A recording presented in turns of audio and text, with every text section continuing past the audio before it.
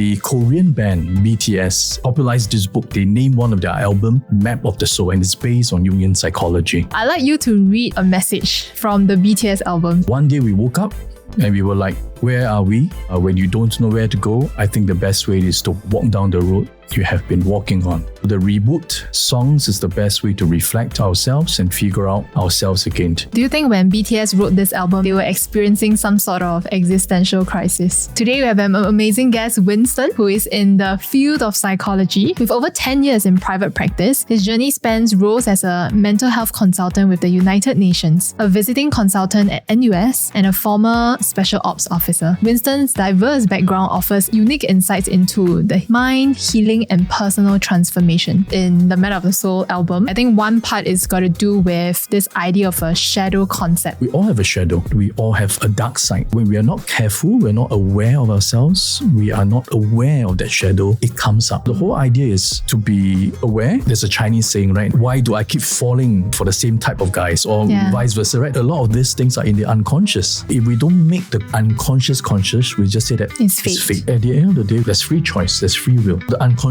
may highlight to you certain things that's happening in your life to bring to your awareness. When you're aware, it's up to you to make the choice. How do you process it then? Is it just thinking about it or letting your emotions flow? How do you process it? Right, welcome back. Earlier we were talking about Map of the Soul, which is the famous BTS album, and how they use Carl Jung's study, right, to express music through the album and talk about even things like shadow concept, talk about things like identity, existential crisis, right? So now let's understand a bit more about depth psychology. What do people commonly understand of depth psychology? So when I tell people that I do depth psychology or I reference Jungian psychology, usually I see the same look, there's a blank, right? or never heard of it before, right? But then I will go into I'll just reference. Have you watched Hollywood movies where, the patient lies on a couch and talks to the shrink? Yeah. And they're like, I see that is depth psychology. I've seen many psychiatrists who also eventually become psychologists. Jungian. Analysts. Okay. Jungian analysts. But we don't have the couch lah. I don't see many. Definitely none in Singapore. Yeah. There are not many Jungians in Singapore. There's just a handful of us. Oh, so little. Yeah. Okay. So who really passionate about Jungian psychology, and we practice lah. Very few in Singapore. I see. Yeah. So you mentioned psychiatrist. So there's psychiatrist, there's psychologist, and then some people call themselves coaches as well. So what are the key differences? A psychiatrist, basically, they are medical doctors. Okay, so they prescribe. They went through medical school, and then they did their specialization in psychiatry. So they are the ones that you will see in a hospital that can prescribe you medication. Okay. Then there are those who are psychologists, counselors, right? Who do very similar work. But in the field of psychology, there are many different types. You have sports psychologists, clinical psychologists, educational psychologists, just different fields in psychology, right? Then you have counselors, right? Counselors are not psychologists, but they studied counseling. But you find that there are overlaps in the work between counselors, counseling psychologists, and clinical psychologists. Then you have coaches, right? So coaches, I see a lot more performance coaches. Yeah. Help an individual to look into performance. Yeah. Right. So you want to elevate, you want to do more sales, or you want to close more businesses, right? You want to close more clients. Then my role of coaching is to guide you there. Are there obstacles in your life? But then you see again, there's a lot of crossovers into our work. Yeah. Yeah. But depth psychology work, you really have to do a different training in depth psychology to be able to do analysis. Right? So not a normal psychiatrist, a normal psychologist, a normal counselor, they cannot do analysis. They cannot do Jungian psychology, for example. I see. Because you have to be trained in Jungian psychology to be able to do Jungian psychology work. That means my school counselor cannot answer the question on my existential crisis. I mean, they can, Yeah. right? They can try in their best capacity, right? And I think they may not do a very bad job, Yeah. right? But they won't be able to, let's say, apply, the concepts or the methods of Jungian psychology, because you need to be trained. I see. Right. So it's on the surface, scratching the surface maybe. So think of it like an iceberg, right? Yeah. Right. So let's say you go and see someone in a mental health space, and the person doesn't do depth psychology work. You are likely just scraping the surface, like what's really the issue. So let's say you come in with a relationship issue. Yeah. So I'll process with you what went wrong in the relationship. But I may not go deep, right, to see, right, or some of your relationship patterns. Where did it come from? Did it come from your relationship with your parents? Right, what was growing up like? Right, because from there we can find a lot of things do influence us in our later life. Yeah, that is in the unconscious state. That's right. I see. So if I use the example of a relationship matters, right? So let's say I have a relationship issue. If I want to break through, or if I want to bring my relationship to the next level, maybe I want to get wet, right? And I need that courage. So I go to a coach. Is that how I understand? So, but if I have constant issues that appears in my relationship and I want to find out the answers why, I want to find out what is that thing that can help me break the pattern, then I go to depth psychology. Yes and no, right? So if let's say the first example that you brought up, the person can also go and see a counselor, can also go and see a psychologist. They will likely do quite similar kind of work, right? But if let's say the person feels that there's something negative, there's always something that I find myself going into. Like let's say for example, they may describe it's a dark rabbit hole. Yeah. Right? Or I know the outcome. It usually is a negative outcome. Then I feel that then going to something deeper will then be more effective and better for this individual. So interesting that you pointed that out, right? Because they can predict the pattern of behavior that will already happen because it happened again and again. So that's when you say, oh, I feel that it's going in the wrong direction. Yeah. But sometimes they may not see. So the person that's doing depth psychology is then able to point out, right? Do you notice that not just in your romantic relationship, there's also this relationship with this person, and they are similar. Right? And sometimes they don't know. I see. Right? The patterns are there, but the client or the individual may not see those patterns. Very interesting. Let's talk about the tools, right? So you mentioned that were some analytical tools that you talk about. What are some examples of that in depth psychology? So so if I just stick to Jungian psychology, some of let's just use the word tools, or the things that to help our clients would be, one of the things is active imagination. So we may get the clients to do a piece of drawing, right? Or if they are into writing, right? Someone into music. So basically we get the person or the client to get in touch with the creative side of things.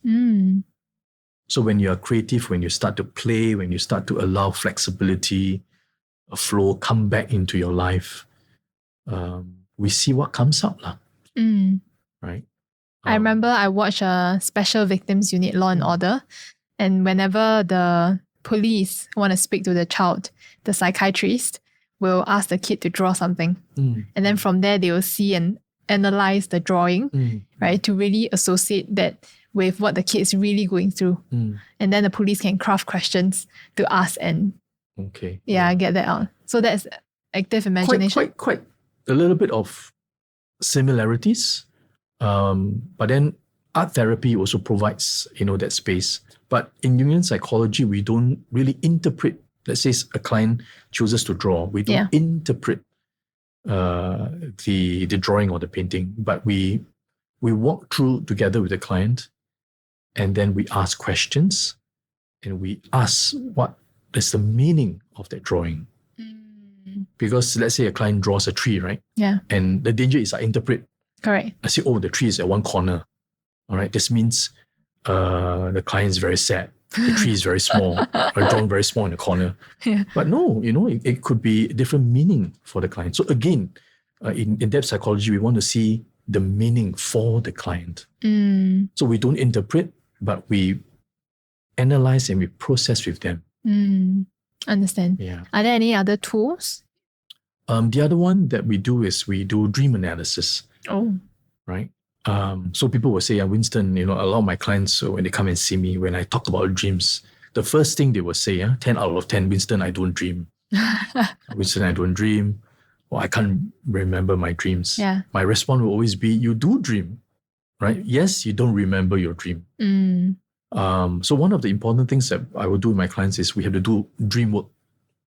So I get my clients to start a dream journal. And why dreams? Is because dreams, they are the language of the unconscious. So consciousness is what we know, right? Yeah. What I know, what I'm thinking, but it's rational, right? I try to rationalize. Let's say, for example, I'm in a very difficult relationship. I want to break up with this person. So I'll rationalize. I've been in a relationship for 10 years. We just got a BTO. I shouldn't break up. Yeah. Right? Vested too much time. Right? No wrinkles, now got wrinkles already. Yeah? Vested too much time in the relationship. So cognitively, we try to rationalize. But then when the person dreams, the rationalization doesn't come in. Yeah. But dreams will then also tell us things that's there. That could be bothering us. Yeah. So in dream analysis, or rather in Jungian psychology dream analysis, we look at the symbolic things that's appearing in the dream. I think the real fear that people might have is if they are in a commitment or they have some sort of responsibility. It could be in a relationship, right? Maybe the couple is married with kids, or it could be in a career setting where they are taking very important management positions, right? What happens if the unconscious or the dream that they have, right, tells them that they are not going to last or be very happy in that relationship or in that career? Then wouldn't that create a lot more, in a way, it's a lot more disjoint on a rational level. But at the end of the day, human beings are all, there's free choice, there's free will, right? So the unconscious may highlight to you certain things that's happening in your life. Some things you're not happy. There's some things that's happening, right? That's affecting you. But then at the end of the day, it's just to bring to your awareness. Yeah. So when you're aware, then it's up to you to make the choice. If let's say your decision is, I still feel at the end of the day because of the children, I'm not happy with this spouse of mine. I still want to be in this marriage. It's still the client's choice. But at least now they are conscious and they know how to work towards aware. happiness. Yes, that's right. Yeah. But then that awareness also gives them empowerment, gives them more validation. And I think that's important for us as human beings. Let's talk about creativity. Right? I find it interesting that your journey or your career journey started off with you studying paint, right, and art. Yes. In diploma stage, right? Yes, so that was I attended a 3 years college. Yeah. And I studied painting. Yeah. So, or rather, fine arts was my major, but my specialization was painting. Painting. With drawing. Wow. How do you get into that? I was very inspired when I was in secondary school, and I was very clear that when I graduated from secondary school, I wanted to go to art school. And pursue that as a career. Yeah. But back then I thought maybe art teacher lah, all right, because I remember my mother would say, "Why do you want to go to art school?" With all Asian mothers. All Asian mothers, you only get famous or you make money when you die. Same narratives, yes. Right? So my saving line or grace will always say, "No, mom, I'm going to become an art teacher." All right. Then my mom would say, "Okay, 政府工, 政户工, government job, all right, can survive. Yeah. Right, that's how I survived the 3 years. I see. But I always share with people too that this 3 years was one of the most wonderful part of my life because there was a lot of exploration. So like, you know, if you're doing classes, I would just go to different art exhibitions, right? And I think the school that I attended also gave me a lot of room to try and error, to really to explore, to play, you know, and that was also the stage when I was in art college that I discovered that you can marry art and therapy. I was introduced to art therapy back then. So back then, art therapy was close to non-existence in Singapore. I see. We didn't have a course back then, right? But I was so fascinated that, you mean you can use art as a form of healing for human beings? And I guess that was when things changed for me, that I decided, you know, this is where I wanted to pivot towards. Yeah. I do art sometimes. I draw using paint on a canvas and go for all this canvas session. Although I wouldn't say my art is very nice. Yeah, but I do find that it heals. So what of art heals a person? The creativity, right? So when I talk about, you know, painting or drawing with my clients, getting them to paint, the first thing they will always say, Winston, my art failed. Yes, right? correct. Or Winston, I can't draw. Yes, and my that's response right. will always be, it's not about the aesthetic part of the drawing, but it's an expression. And we want to see what's going on in the psyche, right? Because creativity is something that we, through time, you know, in terms of education, the outside world, our persona, we've kind of parked creativity to one side. Yeah, as a recreational or leisure. Yeah, that's right. Yeah. And why do you think creativity is so important for us as human beings?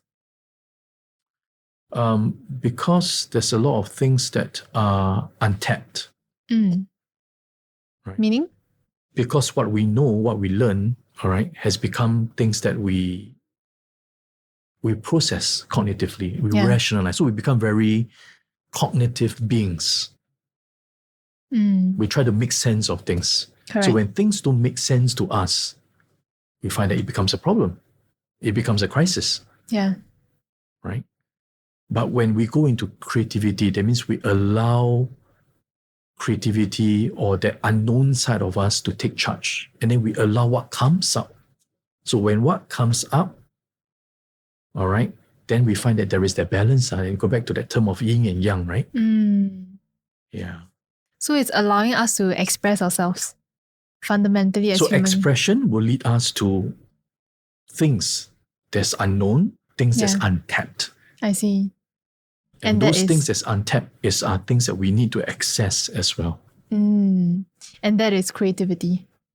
Through creativity. Through creativity. That's right. Yeah. I see. So music, poetry, art, painting, yeah.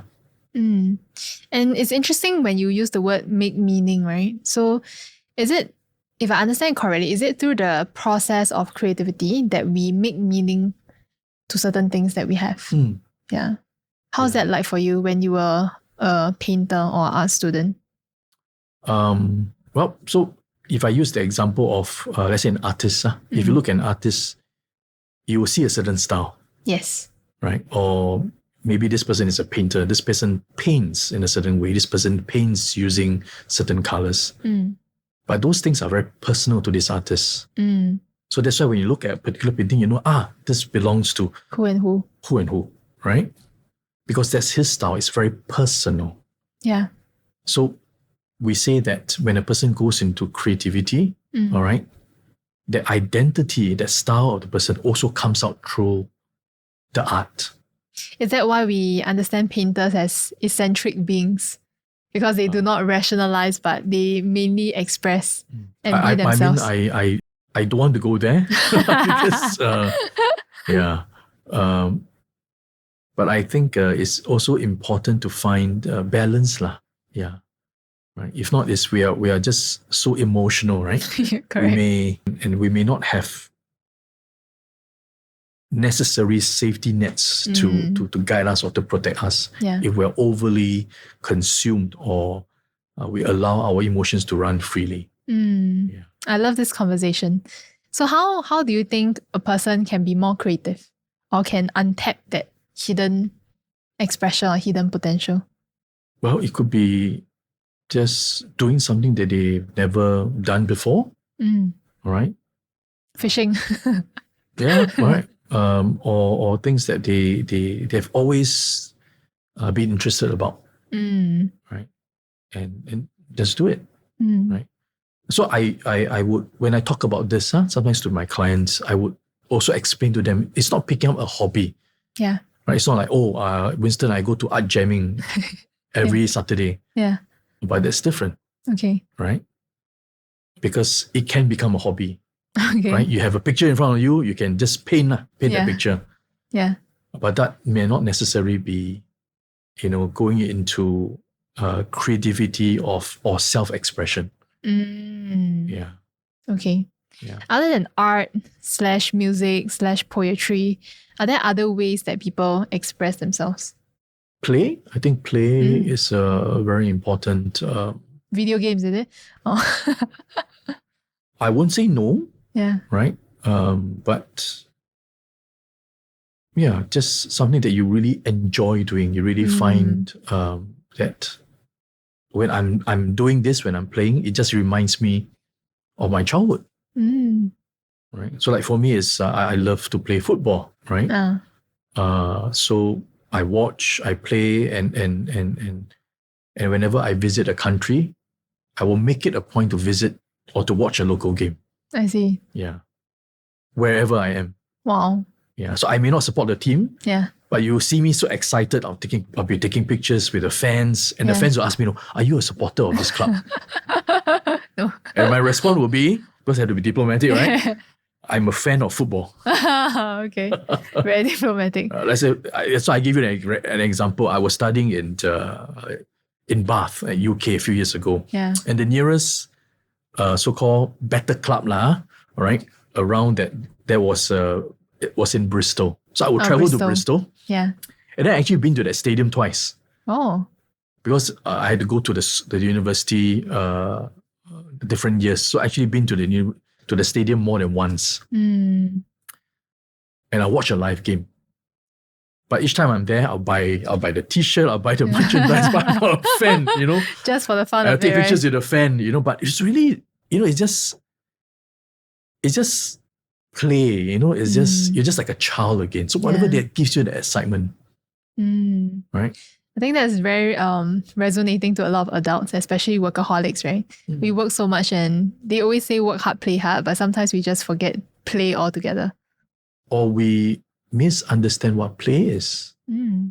So I work hard, I play hard, but I go for after work drinks. Not that it's bad, but that's not necessarily playing. Maybe there's more escapism than enjoying, truly enjoying themselves. Right. Yeah. Sounds good. We spoke about personas, right? And I think one thing about personality is what fascinates people. And I believe MBTI comes from Carl Jung's studies. Yes. Yeah. Yes. So MBTI is a short form for Myers-Briggs type indicator. Yeah. So there are quite a number of personality instruments or tests out there. Yeah. But I myself, or rather MBTI sits with me, resonates with me. How so? Of Jung's work. So the creators of MBTI, when they created MBTI, right, they reference Jung's theory of personality typology. So it's actually Jung's theory of personality. Yeah. Right, introversion versus extroversion, and of course they added some stuff right, and it became MBTI.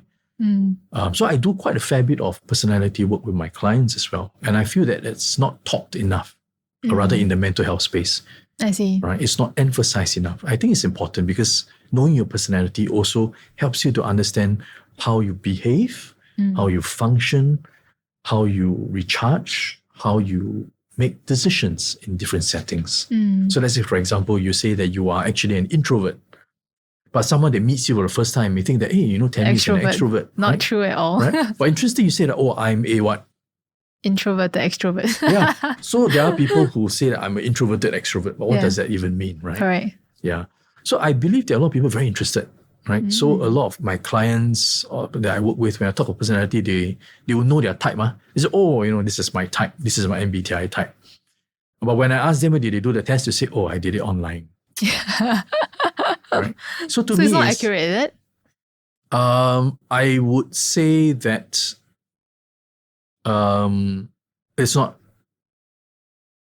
100%, right? If you want to do an MBTI profile assessment, do it with someone who is certified to do, and that can administer the right tools. Yeah. So is it true that, for example, salespeople, they are just performing with a set of personalities? For example, you have this EN, I don't know what, that will always do well as a salesperson. Also interesting you say that. Yeah, so extroversion, you find that because why a person would do well in sales is because you need to meet a lot of people. Correct. Right? So the extroversion side has to keep coming out. So if let's say your preference is introversion, so really at the end of the day, when we look at MBTI, it's your preference. All right. So it doesn't mean that you are, let's say you are INFP. That means you are introverted, intuitive, feelings and perceptive person. Yeah. That is your profile INFP. You'll be INFP for life. Oh. Doesn't mean that way. It changes. All right. There could be some changes, right? And the changes are because two reasons. One could be the environment. So if you do the test at, let's say, a stage of your life where it's different. Yeah. Let's say, for example, you are more an introvert, but let's say your work requires you to be an extrovert. Your extroversion side needs to come up. You may have E coming out in the report. Oh, okay. Right. So I will always encourage people when you do an MBTI test to just do once in your life, maybe do once every 5 years. So you administer MBTI for? I do. So I'm certified to do it officially, right? And I wanted to say that it's a preference. So that means if you're INFP, it's a preference. That means when Tammy is most comfortable, she's an introvert. She prefers introversion. I see. And every pair has a function. Yeah. So the free online ones don't tell you all these things, right? Yeah, they don't explain to you the functions for every pair. Yeah. Right? So if you have introversion and extroversion, what are the functions? So for example, the functions of I and E is basically to help us to recharge. Help us to recharge. Right? Okay, so that makes sense. So an introvert will appreciate a lot of me time. Yes, that's how I recharge. That's why I call myself introvert. Right? An introvert would like to spend time with a small group of friends. An introvert would like to spend time maybe just at home watching Netflix, reading a good book. Yeah. How about the next one? N. Sensing. So sensing. N is intuitive, then S is sensing. Yeah. So this pair basically is how we take in information. Take in, so either by your senses or by intuition. So someone who's N, all right, we will say that this person is more a big picture person. So have you met people, right? Yeah. That they're very good concept. They'll tell you, Tammy, I have this wonderful idea. Yes. Right? That I think our company in 5 years can go and achieve this. Yes. Likely N. Likely this person has N. Yeah. All right. Then if you ask this person how to do it, okay, we need to figure that out. Also likely it's N. Okay. All right. But if this N goes and talk to an S, who's more sensing, this person will respond, okay. But how? All right. How? All right. How many years to get there? What are the steps we need to do? Any proven facts, track records? All right. So a person who's more S wants facts. And that's so important, right? Because let's say in a career setting, right? If somehow your communication is just not getting through this person, then having that understanding of what's this person's preference for taking knowledge will definitely help to gear the conversation in a more conscious way to have that bridge. And some of the very common setting is people get frustrated with one another, right? Yeah. Because you get a colleague that will come and, wow, many ideas. Yes, correct. But then they'll say, then this person cannot work. Yeah. But it's not that he cannot work, but he's generally got very good ideas. But this person then needs team members who are more sensing. So the leaders or the bosses or the supervisors must be able to then bring different personalities together to get the project going. Yeah, I think that's such a good point. Because at one point in time, I'm always very frustrated when I talk to my business partner sometimes. And we have a lot of at-length conversation on why is this the case, right? So I'm also very big picture. I'm like, hey, you know what? Let's talk about this idea. Let's explore this. Then the person's like, I don't think that will work. How does it happen? What's the budget like? What is this step going to be, right? Do you think you have enough? I'm like, wait, I'm not even talking about that. Let's talk about the idea first, right? So there is that communication gap that somehow is very frustrating for both parties. Yeah, so I think having that knowledge will definitely help people to understand, and communicate better. That's right, yeah.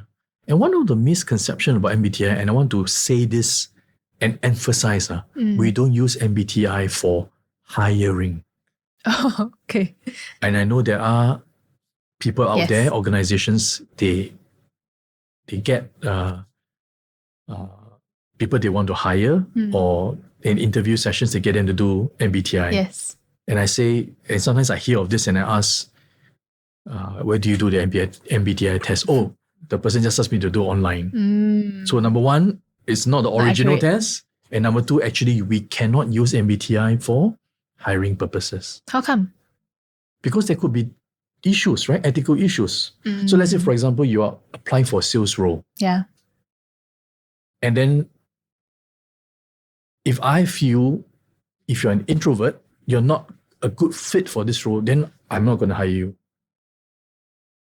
But you may be able to perform. Correct. Right? So I should not base on your profile, basically. Right? Your preference. Because at the end of the day, it's a preference. Yeah.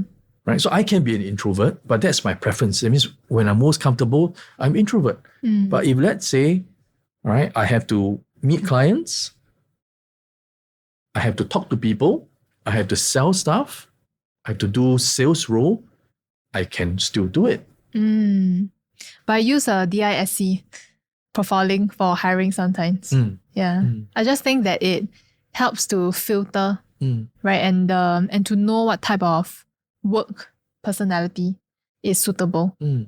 So but I get what you mean, because it's like test tube baby, right? You can choose personality, then it kind of like bridges the ethical line already. Because everyone have their path on their own and their own experiences that rack up over the years as well. So who are you to judge that an introvert cannot do sales? In fact, they might be even better because they can understand the other party better, right? That's right. Yeah. How about the other alphabet? So there is F and T. Yes. Right. So the third pair is F and T. The function of that pair is how we make decisions. So you're F, you're more emotional. Yeah. If you're T, you're more logical. I see. Yeah. And the last one? The last pair is J you're and P or J, more perceiving or you're more judging. So that part is how we communicate information. Oh. The output basically. So if someone was more J, right, they will be seen as more structured. Yes. Organized. All right. So that's a good thing. They'll be seen that this person is very organized, very structured. But then the downside is this person, who, if he's a J, can also be very rigid. Okay. Right. So if you go to this person and like, hey, can we move the deadline a little bit? But this person may be very rigid about things. I see. P basically means if I'm P, I'm more flexible, basically. Right. But then the downside of a P can be seen as disorganized and messy. Right. Yeah. So sometimes I will ask my clients, how are you with deadlines? Right? If you can recall when you were in university or when you're in school, and you got to do the assignment, right? Are you the type, right? You have it all planned out. Like week 1, I got to do this. Week 2, do this. Or are you the type, the assignment is due tomorrow, tonight at 11 p.m. Then you start doing. Right. So if you're the type, if you're the latter, right? Tomorrow is due, tonight 11 p.m. Then I start doing. You're likely P. Procrastination. P for procrastinator. It's so popular that China is very big in China, very big in South Korea. There's even MBTI dating cafe. That means singles, right? Yeah. They'll bring their type and then they go into a cafe and it's a dating cafe. Everyone goes in with knowing their type and they know who they want to date. Wow. Yeah. So do you think that is effective? I think we need to find a balance. Yeah. So it doesn't mean that INFP cannot date ESTJ. Yeah. Doesn't mean that way. But Because ultimately, at the end of the day, is statistics, right? Correct. Yeah. So you're playing a So probability. it could be opposite does attract. You know, right? Correct. Yeah. Correct.